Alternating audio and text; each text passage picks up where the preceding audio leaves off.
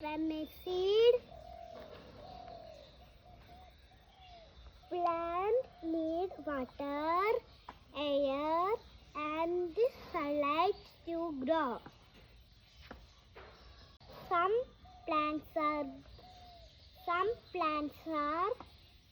small and some plants are big. Big plants are called trees. ഒരു തൈ നടാം നമുക്കമ്മയ്ക്കു വേണ്ടി, ഒരു തൈ നടാം കൊച്ചുമക്കൾക്കു വേണ്ടി, ഒരു തൈ നടാം 100 കിളികൾക്കു വേണ്ടി, ഒരു തൈ നടാം നല്ല നാളേക്കു വേണ്ടി. ഇതു പ്രാണവായുവിനായി